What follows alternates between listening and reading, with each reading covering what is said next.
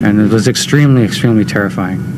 They turned me away as if I was, someone that lives off of the streets or was some kind of a psychotic person, like you don't know where you are kind of thing. But Jeffrey बोलता है मुझे नहीं पता मेरा नाम क्या है, मैं सब भूल चुका हूँ, मैं यहाँ पे कैसे आया हूँ, हेल्प करो मुझे. I don't know. It's hard to explain. I just try to look for information in my head and it's not there. It's just blank. Yeah. What's the hardest part about that then? About not knowing? It's very stressful, yes. Can you do me a favor? Can you take off your hat so we can see what you look like without the baseball cap? Because people may remember you that way. And do you know if you always wore glasses or you just have no idea? I have no idea. Why don't you take those off as well so we can see what it looks like without the glasses? Dementia की वजह से भी ये चीज़ होती है, और dementia एक ऐसा केस होता है जहाँ पे आदमी सो ही नहीं पाता. तो ये बात है 10 सितंबर 2006 की, और ये जो वीडियो मैंने आपको दिखाई इसमें जो ये शख्स है उसका नाम है जेफरी एलन.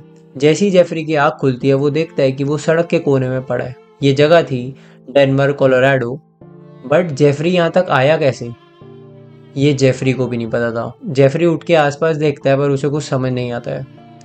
जेफरी को कुछ भी याद नहीं था कि वो इस जगह तक आया कैसे और वो इस सिचुएशन में कैसे आया कि वो रोड पे सो रहा था. I was half picking myself off of the ground and I had no idea where I was. I didn't recognize no buildings, no streets. Jeffrey सब भूल चुका होता है, उसको अपना नाम तक याद नहीं होता. तो वो अपनी जेब में हाथ डालता है और कोशिश करता है कि उसे अपनी जेब में से कुछ मिल जाए, शायद आईडी कार्ड, ड्राइविंग लाइसेंस या कोई भी ऐसी चीज़ जिस पे उसका नाम हो. बट उसकी जेब में सिर्फ पड़े होते हैं $8. तो अब जेफरी को कुछ समझ नहीं आता.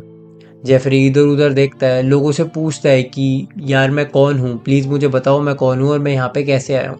बट लोग समझते हैं कि ये कोई साइकोपैथ है या इसने ड्रग करे हुए हैं, तो लोग इससे ज़्यादा बात नहीं करते. अब जेफरी को कुछ समझ नहीं आता और जेफरी के दिमाग में बस एक चीज़ चल रही होती है कि मुझे जल्दी से जल्दी ये पता लगाना है कि मैं कौन हूँ और मैं यहाँ पे कैसे आया. तो जेफरी के दिमाग में सबसे पहली चीज़ जो हिट होती है वो ये होती है कि उसको हॉस्पिटल जाना चाहिए. जेफरी को पैदल हॉस्पिटल ढूंढने में 8 घंटे का समय लग जाता है. जब जेफरी हॉस्पिटल में जाता है तो वो जाके हॉस्पिटल में बोलता है कि मुझे समझ नहीं आ रहा है कि मैं कौन हूँ, मुझे मेरा नाम याद नहीं है, मैं ऐसे ऐसे साइड वॉक पे पड़ा हुआ था और मेरी आँख खुली है, मैं वहाँ कैसे आया और मेरे साथ ये क्या हुआ, मुझे कुछ नहीं पता, प्लीज़ मेरी हेल्प करो. डॉक्टर्स को भी समझ नहीं आता है कि ये कैसे हुआ. तो डॉक्टर्स कहते हैं ठीक है हम आपको एडमिट कर लेते हैं, हम आप पे चेकअप करते हैं, बट उससे पहले आप ये फॉर्म भर दो. अब फॉर्म पे सबसे पहला वर्ड होता है पेशेंट का नेम. तो डॉक्टर उसको देख रहे होते हैं कि वो भरेगा, बट जेफरी बोलता है मुझे नहीं पता मेरा नाम क्या है, मैं सब भूल चुका हूँ, मैं यहाँ पे कैसे आया हूँ, हेल्प करो मुझे. Said I need help. They go, okay, well what is your name? I said I have no idea. That's what I'm here for. She says, well, you got to put something down. I said I don't know my name. Like you guys don't understand. तो doctor समझ जाता है कि इस लड़के के साथ कोई सीरियस इशू है और उसको एडमिट कर लेते हैं. 4-5 हफ्तों तक सारी चीज़ें ट्राई करने के बाद डॉक्टर्स को भी कोई सॉल्यूशन नहीं मिलता. तो डॉक्टर्स के पास बस एक सॉल्यूशन था इस सारी प्रॉब्लम का. वो ये था कि डॉक्टर्स को इस इंसान को फेमस करना था, क्योंकि इस इंसान की सारी मेमोरी लॉस हो चुकी थी और ये नहीं जानता था कि ये यहाँ पे कैसे आया है.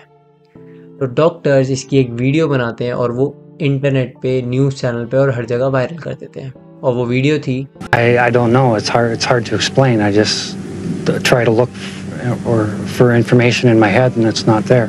It's just blank. Yeah. What's the hardest part about that then? About not knowing? It's very stressful, yes. Can you do me a favor? Can you take off your hat so we can see what you look like without the baseball cap? Because people may remember you that way. And do you know if you always wore glasses or you just have no idea? I have no idea. Why don't you take those off as well so we can see what it looks like without the glasses? जैसी ये video internet पे viral होती है, Jeffrey की फियोंसे जिनका नाम था पेनी Hansen, उसको पहचान जाती है और वो अपने पास वाले पुलिस स्टेशन में जाके बोलती है कि ये जो इंटरनेट पे लड़का दिख रहा है ये और कोई नहीं, मेरा होने वाला पति है. और अपनी और जेफरी की फ़ोटो वो पुलिस को दिखाती है. जब पुलिस के पास वो सारी इन्फॉर्मेशन आती है तो पुलिस जेफरी के पास पहुंचते हैं और जेफरी को उसकी फियोंसे से मिलाते हैं. अब यहाँ पे होता ये है कि जेफरी को याद ही नहीं होता कि उसकी फियांसे भी है, और जेफरी को लगभग 2 साल लग जाते हैं ये चीज़ें याद आने में कि उसके पास फियांसे भी थी। अब आप लोग सोच रहे होंगे कि यार ये लड़का कौन है, ये वीडियोस क्या है, इसके साथ हुआ क्या है और ये यहाँ पे आया कैसे। तो ये जो बीमारी जो जेफरी को हुई है इसका नाम है डिसोशिएटिव फ्यूग। ये एक ऐसी मेडिकल कंडीशन है जहाँ पे इंसान अपने बारे में सब कुछ भूल जाता है, प्लस अपनी आइडेंटिटी भी भूल जाता है। इस बीमारी में इंसान कंफ्यूज नहीं होता। इस बीमारी में इंसान को अच्छे से पता होता है कि उसकी सराउंडिंग में क्या है और वो क्या कर रहा है। और इस बीमारी से जूझते हुए भी इंसान ट्रैवल करता है और वो ट्रैवलिंग के टाइम पे कुछ ढूंढ रहा होता है। इसके कई केसेस में तो पेशेंट नई सिटी में जाके नए नाम से रहना शुरू कर देते हैं।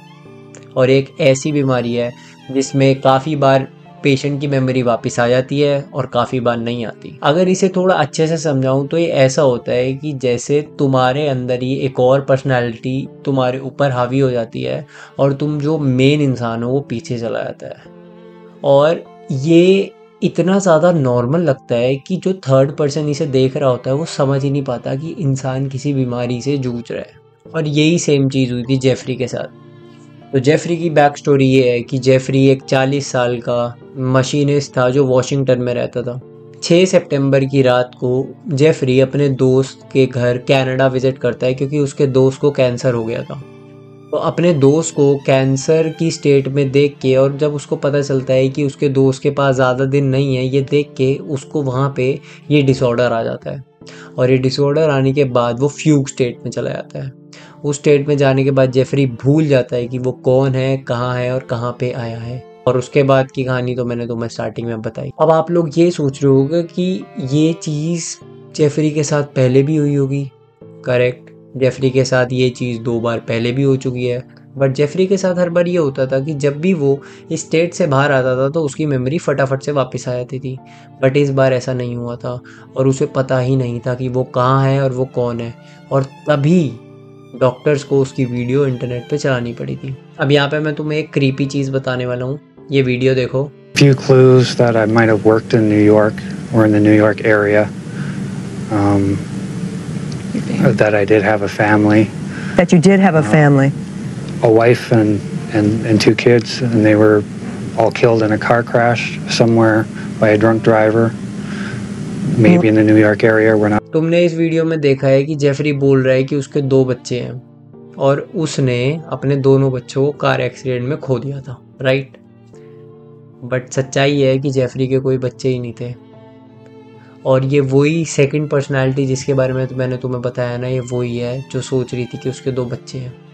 और इस बीमारी का जो रीज़न है डॉक्टर्स के अकॉर्डिंग वो ये है, या तो बच्चा बचपन में चाइल्डहुड ट्रॉमा देखता है, या तो कोई ट्रॉमा से वो इतना ट्रिगर हो जाता है कि उसको ये बीमारी हो जाती है, या तो डिमेंशिया की वजह से भी ये चीज़ होती है। और डिमेंशिया एक ऐसा केस होता है जहाँ पे आदमी सो ही नहीं पाता।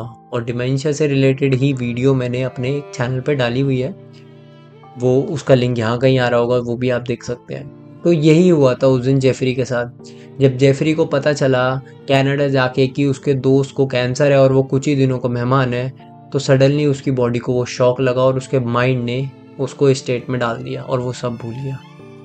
ऑल्दो अभी जेफरी अपनी फियांसे के साथ है और उसकी सेफ्टी के लिए उसकी फियांसे ने उसके जूते में GPS लगवा दिया है और उसके गले में एक डिस्क दे रखी है जहाँ पे उसकी मेडिकल कंडीशन और उसकी बेसिक इन्फॉर्मेशन सारी है, और वो लेके जेफरी अपने साथ घूमता है। ऑल्दो जेफरी की बॉडी पे उसकी फियांसे ने टैटूज भी करवा रखे हैं। But this is one of the creepiest medical disorder that usually happen with people, और ये रेयरेस्ट भी है। अगर ऐसी वीडियोस आपको देखना और पसंद है और अगर आप चाहते हो मैं ऐसी वीडियो बताऊं, just let me know in comments. Thank you so much for watching this video. Till then, thank you, take care, good bye.